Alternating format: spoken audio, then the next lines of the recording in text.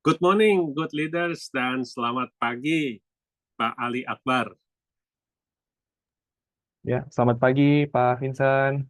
Apa kabar? Bagaimana kabarnya Pak Ali di Singapura ya saat ini ya? Ya, betul, baik Pak. Sedang Ya, menempuh studi di sini. oke. Ini saya kira mungkin background nggak beneran lagi di perpustakaan di kampus ya. Bukan Pak, bukan. Ini hanya virtual background lah. Oke, Kebetulan lagi hari libur, jadi kita nggak ke oke, sana. oke. Pak Ali, terima kasih sudah hadir di dalam podcast untuk Pfizer HR ini. Podcast ini memang membahas hal-hal terkait dengan HR dan harapannya tentu bermanfaat bagi para penonton. Sebelum kita masuk lebih jauh, bisa Pak Ali menceritakan sedikit mengenai siapa sih Pak Ali Akbar ini? Oke. Ya, pertama-tama terima kasih Pak Vincent atas kesempatannya nih untuk bisa hadir jadi guest speaker ya. Mungkin sedikit perkenalan, nama Hmm. saya Ali Arafi Akbar. Saat ini saya merupakan master student di NUS di major Human Capital Management dan Analytics. Nah, sebelumnya saya sudah punya pengalaman kerja baik sebagai profesional HR maupun sebagai konsultan. Hmm. Seperti itulah. Mungkin kalau ditanya kapabilitas saya punya pengalaman di bidang HR transformation, culture transformation, change management, dan juga sebagai day-to-day operational HR juga sudah pernah punya pengalaman, khususnya di rekrutmen, namun juga punya exposure di bidang and development dan juga talent management. Hmm. Hmm. Oke.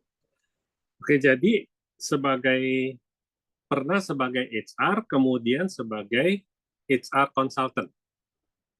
Betul, Pak. Jadi Oke, pernah, jadi I've been hmm, on the two sides of the table lah, bisa ya, dibilang. oke, jadi pernah melakukan dan kemudian memberi konsultasinya ya. Ya. Betul. Ya.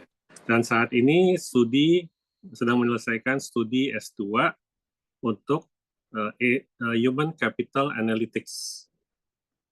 Ya, sedikit koreksi, Human Capital Management and Analytics. Oke. Ya. Eh, saya tertarik dengan HR atau Human Capital Analytics-nya ini nih. Apa sih ini HR Analytics? Apa nama baru?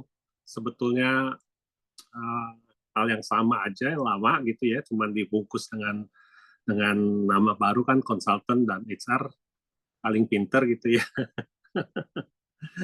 Bisa cerita sedikit. Ya, bisa dong, Pak. Eh, Mhm. Kalau ditanya apakah Bapak tertarik begitu ya dengan konsep HR Analytics? Jawabannya saya juga, Pak.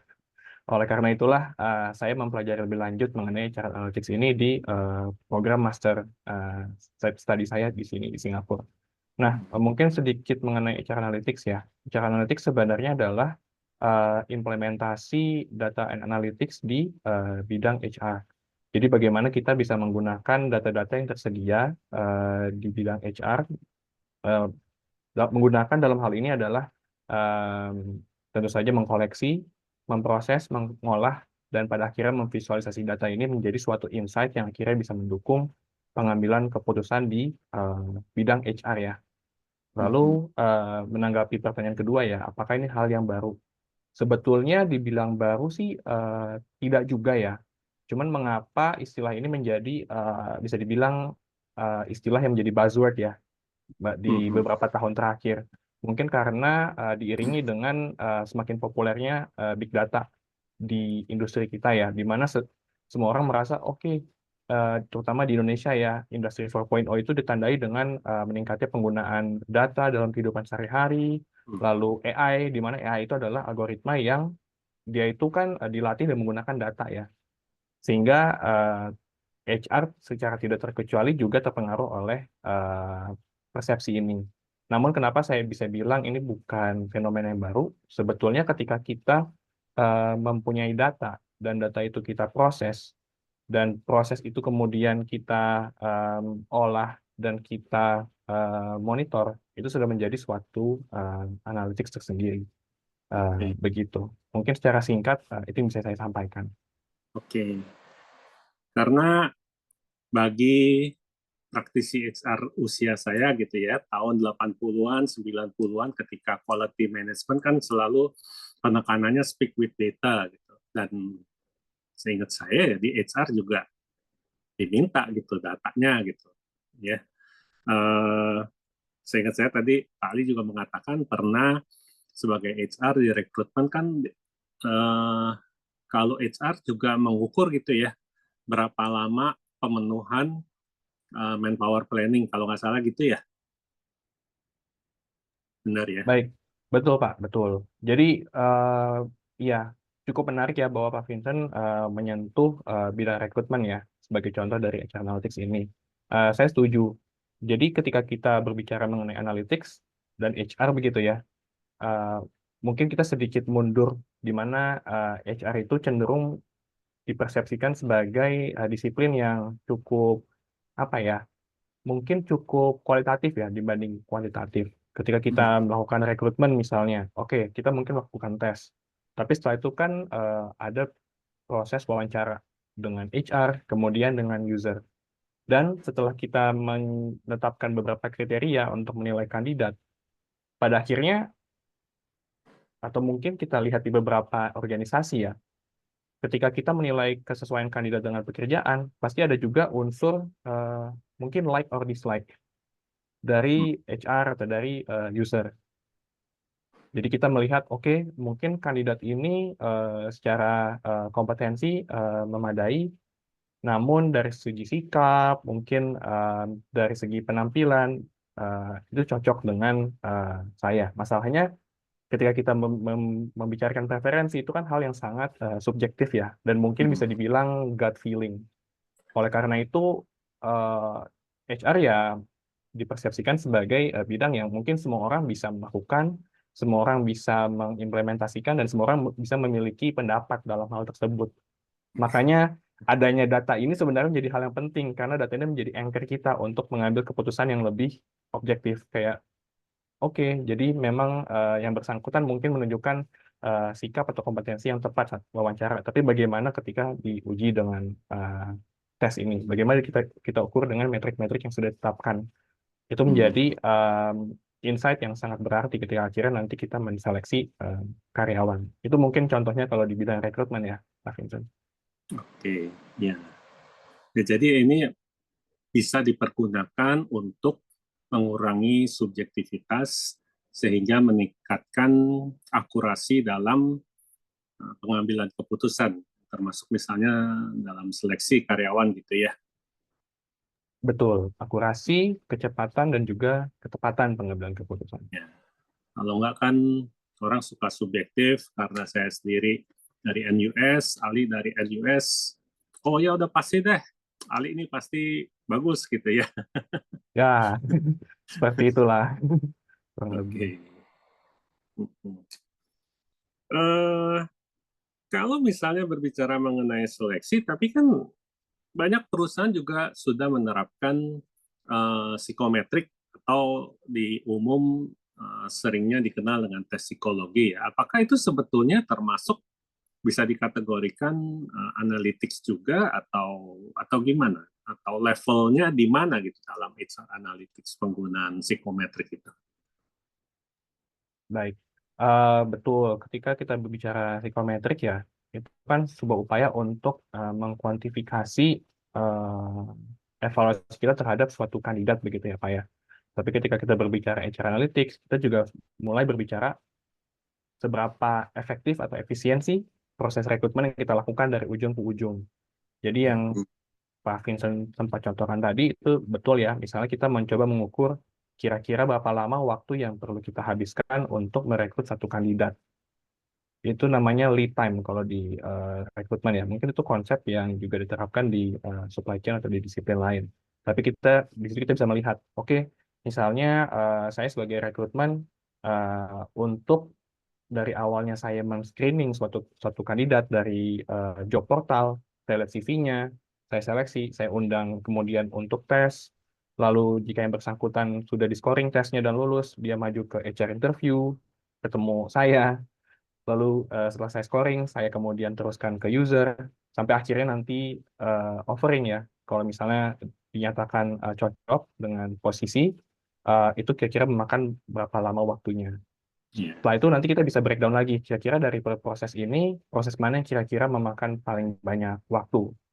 Dan ketika kita melihat, oke, ternyata dari segala rangkaian proses ini, proses yang paling memakan waktu adalah ketika misalnya dari saya melakukan HR interview ke user interview. Nah, itulah menjadi input kita. Kira-kira kita akan deep dive lagi. Apa yang menyebabkan delay di sini? Apakah mungkin dari sisi kandidatnya yang kurang memuaskan, atau mungkin dari sisi HR-nya mungkin dari sayanya kan, mungkin saya kurang responsif atau kurang tanggap dalam memproses kandidat ini, atau mungkin bahkan dari usernya. Karena ketika kita bicara user sebagai recruiter, kita tahu bahwa merekrut kandidat itu bukan pekerjaan utama mereka. Mereka harus bisa make time to pick the right people for their own team. Tapi meskipun begitu, mereka tidak selalu punya apa ya, ketersediaan waktu atau bandwidth untuk memproses kandidat ini. Nah, itulah menjadi bagaimana kita bisa menggunakan HR Analytics untuk kemudian kita mengidentifikasi issues-issues yang dihadapi dalam suatu proses SDM, dan kita bisa mengidentifikasi potential improvement areanya di mana. Mungkin itu contohnya kalau di rekrutmen ya. Mungkin contoh lain yang bisa saya berikan di bidang talent management misalnya, yang kebetulan saat ini sedang saya dalami di studi saya. Jadi ketika kita bicara manajemen talenta, salah satu turunannya adalah succession planning atau perencanaan suksesi. Bagaimana suatu posisi itu kita bisa petakan kira-kira posisi ini yang diduduki oleh seseorang karyawan. Ketika seorang karyawan tersebut nantinya mungkin akan promosi atau mutasi atau pensiun, pasti kan posisi itu perlu ada penggantinya atau suksesor. Nah, suksesornya itu siapa saja, berapa banyak, kualitas seperti apakah yang diharapkan dari suksesor ini. Itu juga bisa sangat ditunjang dengan adanya HR Analytics. Jadi kita bisa bisa telusuri dari satu organisasi kan, posisi mana saja yang kita anggap kritikal untuk diisi dan perlu diisi untuk keberlangsungan bisnis, berapa banyak suksesor yang diperlukan atau tersedia untuk posisi tersebut saat ini, dan apakah calon-calon suksesor ini sudah memiliki kompetensi atau performa yang diharapkan agar ketika nantinya mereka bisa mengisi posisi ini. Seperti itu. Jadi ini adalah contoh-contoh metrik yang sebetulnya bisa digunakan dan kemudian dimonitor. Dan monitor dalam hal ini adalah kata kunci ya Pak.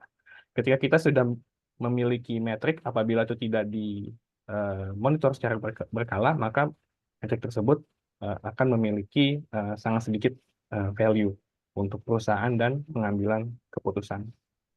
Jadi mungkin itu sekilas ya mengenai dua contoh HR Analytics di dua ranah HR. Ya.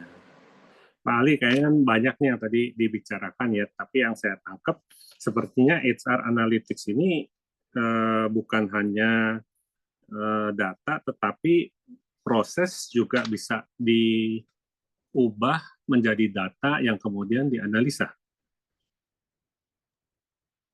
Mungkin kalau bisa saya tambahkan sedikit, HR Analytics pada intinya itu adalah data.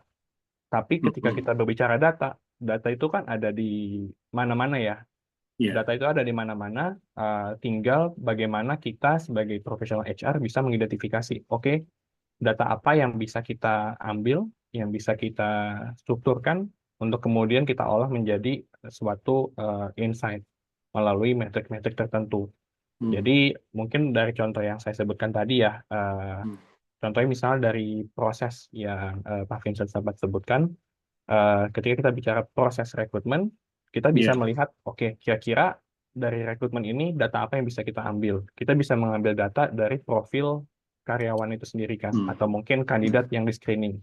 Kita ya, juga bisa mengambil data dari proses yang berlangsung selama ya. rekrutmen tersebut. Ya, mungkin saya potong sebentar karena tadi kalau berbicara mengenai recruitment selection itu kan dari eh, yang memperoleh CV seorang kandidat sampai akhirnya melalui berbagai macam proses di dalam perusahaan sampai akhirnya keputusan ini kandidat yang diterima gitu ya. Itu kan adalah proses, tetapi proses itu dibuat menjadi data gitu. Nah, ya, itu yang saya tanyakan. Eh, implementasi dari proses tersebut kita jadikan sebagai Ya, data ya. Seberapa ya. efektif, seberapa Hmm, efisien, dan hmm. sebagainya. Ya, ya Betul, Pak. seringnya user ngejar-ngejar katanya perlu orang, tapi udah dikasih 3 kandidat, ditanyain kapan bisa interview, nggak Wah, dijawab-jawab gitu ya. kayaknya dua pengalaman ya, Pak minggu, ya. 3 minggu ya, kemudian Iya, giliran orangnya dihubungi untuk wawancara, oh ternyata udah diterima di perusahaan lain gitu kan ya. betul. Dan Ya, dalam hal-hal kasus seperti itu kan biasanya kita dikembalikan ke HR ya. Kenapa ini ya, HR-nya kurang responsif atau ya, mungkin lamban? uh, Tapi dengan ada data ini kita jadi ada justifikasi ya, kayak ya, bukan sebenarnya yang terjadi itu seperti ini. ya, bottleneck-nya bukan di HR gitu ya. Betul. Jadi secara objektif mana nih pain points-nya yang perlu kita address? Begitu. Oke. Oke. Eh, Satu hal yang sebelum ini mungkin sekitar 10 tahun istilah yang sering populer juga adalah evidence base. Nah, kalau HR analytics ini apakah kelanjutan dari evidence base atau beda? Baik. Evidence based HR ya. Itu Hmm. adalah sebenarnya pendekatan yang cukup identik ya dengan apa yang saya lakukan dulu sebagai konsultan ya. Jadi kalau misalnya kita sedang mengkaji suatu proses SDM, kita kaji dari berbagai perspektif. Kalau dari internal, kita kaji dokumennya, kita wawancara Hmm. para stakeholder, atau mungkin apabila stakeholdernya itu bersifat working level, kita adakan FGD gitu ya untuk mengidentifikasi, oke, Ya. bagaimana pendapat Anda mengenai proses SDM saat ini, apa yang sudah baik, apa yang belum, apa yang bisa ditingkatkan, seperti itu ya.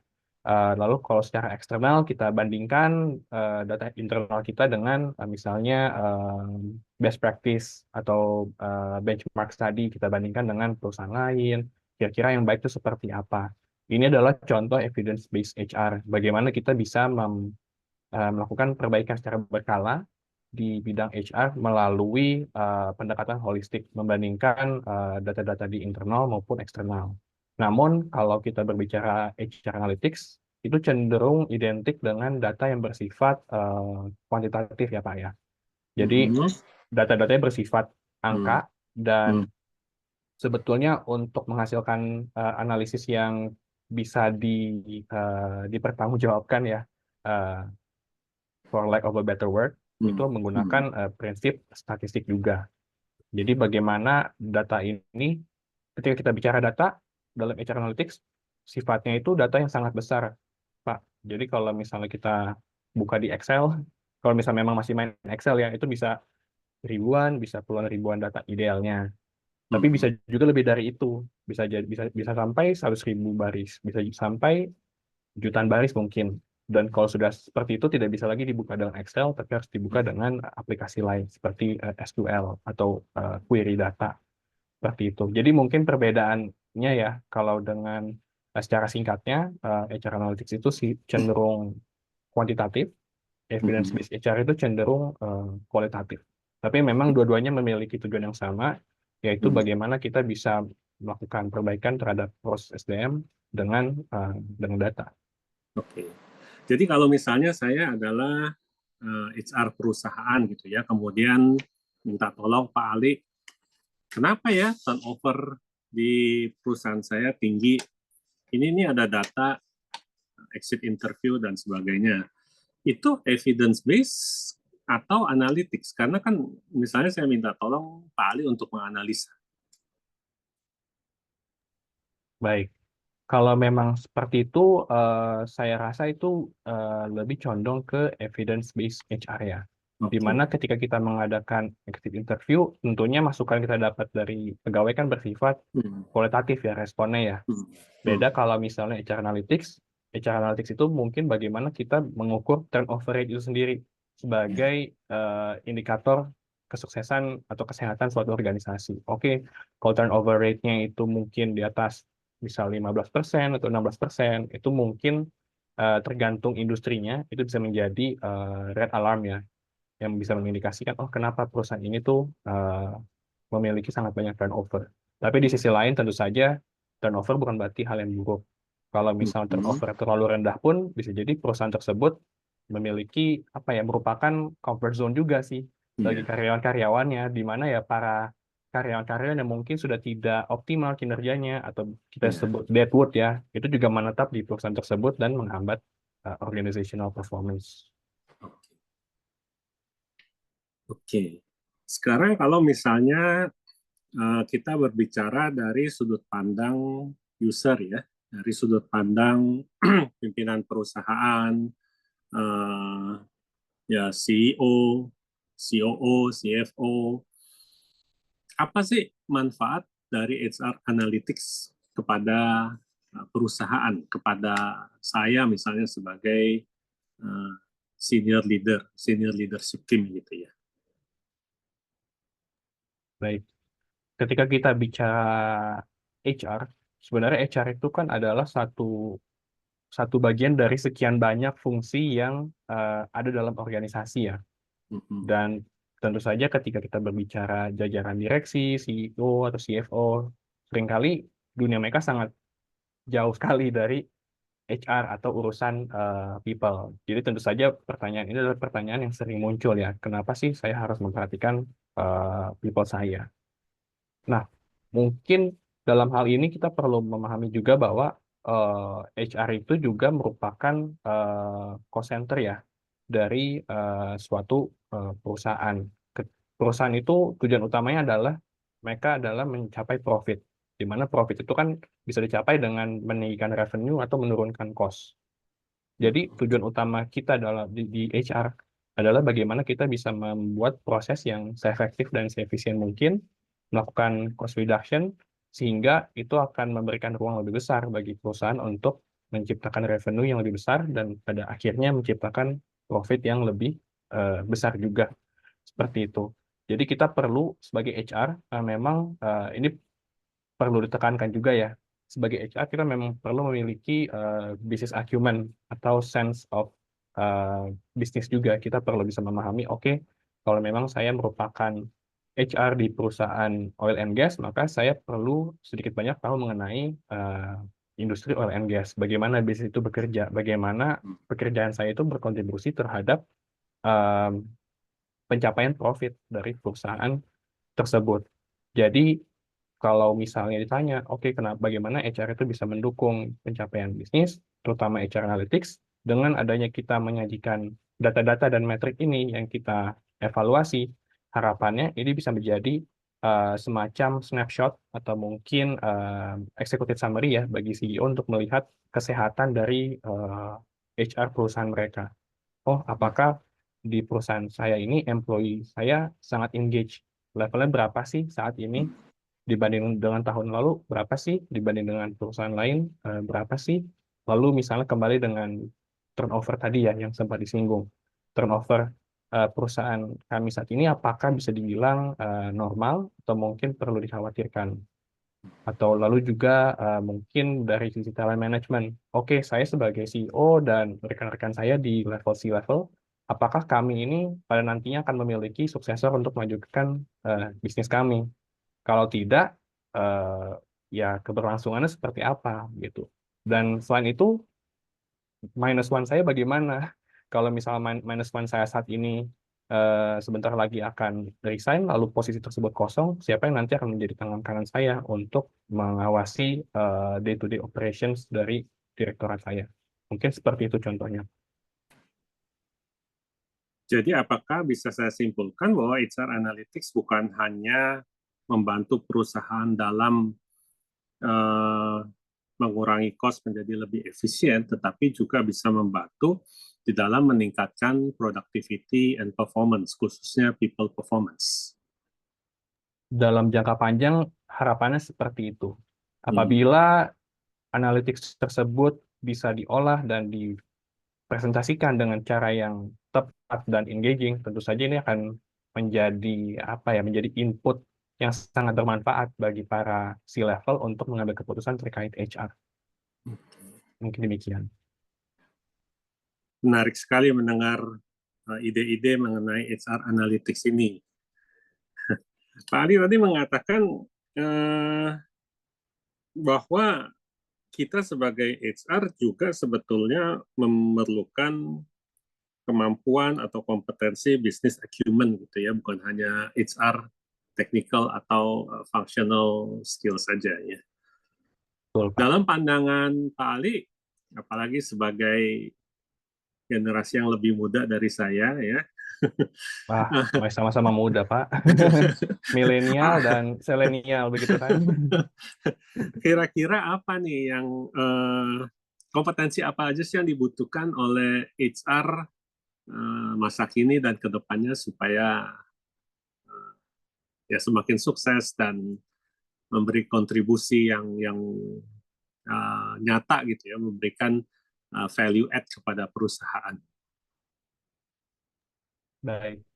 Eh, kompetensi ya, atau Ya, apalagi skills. mungkin ya terkait dengan HR Analytics ini ya.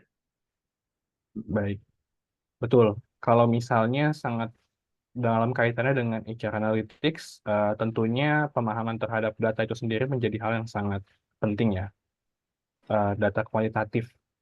Memang kalau kita berbicara kualitatif dan juga berhubung ya saya lulusan psikologi, Pak Vincent juga lulusan psikologi, mungkin kita mikirnya oh SPSS atau statistik atau Excel. Itu betul.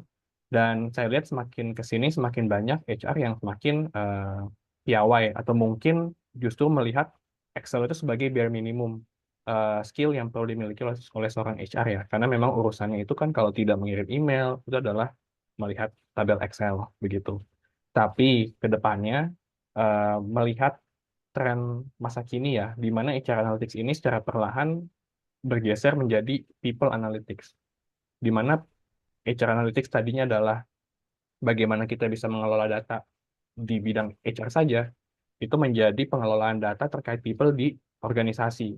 Jadi tidak lagi kita berbicara mengenai rekrutmen saja atau misalnya turnover saja, tapi kita juga melihat misalnya revenue per employee itu berapa. Lalu misalnya headcount, headcount HR to whole employee itu berapa. Jadi analisisnya itu lebih holistik dan lebih makro, dan agar analisis ini bisa dijalankan dan dipahami dengan baik, alangkah baiknya apabila seorang HR profesional itu memiliki pengetahuan tentang coding juga. Coding dalam artian kita tidak perlu bisa bikin program sendiri ya, kayak lulusan IT, atau misalnya kita tidak perlu bisa bikin AI sendiri gitu ya, yang bisa ngomong sendiri kayak ChatGPT, tapi seenggaknya kita perlu bisa memahami konsep dari programming itu sendiri. Dan juga dengan, mungkin saya perlu nyambung juga dengan AI ya, karena AI itu semakin ke sini kan menjadi topik yang sangat hangat. Dengan adanya AI justru kita semakin tidak perlu menguasai coding secara mandiri. Tapi apabila kita sudah menguasai konsepnya dan kita memberikan input kepada AI, AI itu akan membantu kita dalam melakukan coding itu sendiri. Jadi kita cukup bisa memahami dan membaca, oke, coding ini tuh sebenarnya fungsinya apa saja, AI itu akan melakukan untuk kita. Jadi satu hal yang saya dapatkan di studi ini dan menurut saya cukup berkesan ya, di masa depan AI tidak akan menggantikan kita, tapi kita akan digantikan oleh orang lain yang bisa menggunakan AI. Seperti itu. Jadi sangat penting bagi kita untuk memahami, oke, coding dan AI. Bagaimana kita bisa menggunakan kedua hal ini dengan optimal untuk mendukung keseharian pekerjaan keseharian kita, seperti itu. Dan mungkin satu lagi yang bisa saya sampaikan adalah dua hal ini, People Analytics dan AI, sebenarnya mereka didasari oleh satu eh, fondasi atau paradigma ya, yaitu predictive analytics. Di mana kalau tadi kita berbicara mengenai HR analytics atau evidence-based HR, kita cenderung bersifat deskriptif atau melihat ke belakang. Oke, selama ini apa sih yang sedang terjadi dan bagaimana kita bisa menggunakan masa lalu sebagai pembelajaran kita. Predictive analytics itu adalah bagaimana kita bisa memprediksi apa yang akan terjadi di masa depan dengan data yang kita miliki saat ini. Jadi harapannya apabila kita bisa memahami cara menggunakan AI dan coding dengan baik, kita bisa membuat suatu model, data model, untuk kita bisa memprediksi terjadinya suatu fenomena yang bisa kita antisipasi. Jadi sifatnya bukan lagi kuratif ya, tapi preventif. Misalnya kita membuat data model tentang employee turnover. Apa sih faktor-faktor yang mempengaruhi employee resign? Misalnya mungkin, oke, misalnya mungkin bosnya, rating dari bos, bisa jadi workload, bisa jadi travel time. Tentunya kalau misalnya kita sudah memiliki kemampuan untuk mengkoleksi semua data ini, kita tata dengan baik, kita bisa membuat prediksi atau membuat model untuk memprediksi kejadian ini terjadi. Oke, ternyata dengan kita menggunakan data model ini, oh ya ternyata dari analis kita temukan bahwa faktor yang paling memprediksi terjadinya turnover adalah travel time. Dan kita lihat, oke, kalau misalnya kita kaitkan dengan prinsip statistik, ternyata secara statistik pun itu signifikan, sehingga analisis ini adalah analisis yang bisa kita pertanggungjawabkan, bukan analisis yang istilahnya kita duga-duga saja lah. Kita bukan seorang cenayang ya, tapi dengan ada data, seenggaknya ini bisa membantu kita menyampaikan rekomendasi kita kepada para stakeholder untuk kemudian ditindaklanjuti. Oke. Semakin banyak sepertinya tantangan bagi HR practitioner masa depan, ya bahkan bukan hanya HR analytics, tapi kepada people analytics dan tentunya penggunaan data dan analisa data tersebut yang akan membantu kita semua yang berkarir di HR untuk memberikan nilai tambah kepada perusahaannya. Betul. Menurut saya, bukan menurut saya sih, tapi yang saya lihat saat ini ya, the days of which HR is just a personal administrator is long gone. We are now expected to step up and become a business strategic partner. And how can we do that? By understanding the business itself and also having a firm understanding of data and how we can use that to our advantage and how we can leverage our insights to provide meaningful recommendations to stakeholders. Sudah waktunya generasi muda seperti Pak Ali ini menggantikan kami-kami yang memang sudah memasuki usia pensiun sepertinya dengan ide-ide baru dan energi yang masih menggebu-gebu. Wah, jangan Pak, kita semua harus bisa menjadi lifelong learner. Oke. Iya. Pak Ali, sangat menarik dan tentunya masih banyak yang bisa kita diskusikan, tetapi keterbatasan waktu saya kira saya akhiri. Sekali lagi terima kasih Pak Ali sudah hadir di dalam podcast ini dan memberikan informasi pengetahuan mengenai HR Analytics dan bagaimana ini bisa memberi nilai tambah kepada perusahaan ya. Ya, terima Ya, kasih Pak Vincent atas undangannya. Senang sekali bisa tampil di podcast Pfizer HR ini. Semoga diskusi kita pada hari ini bisa bermanfaat ke depannya. Tentu saja saya juga masih belajar. Dalam hal ini saya beneran masih belajar ya. Saya sedang belajar menempuh S2.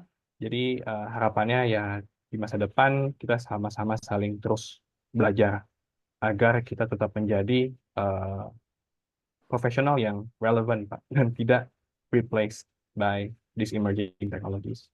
Terima kasih, Pak. dan tidak di-replace begitu saja oleh AI ya. Tidak di-replace oleh orang yang bisa menggunakan AI. Oke. Ya, Oke, kalau gitu terima kasih sekali lagi Pak Ali dan terima kasih, Pak kepada Vincent. semua penonton, mohon klik tombol like, subscribe, dan share. Terima kasih.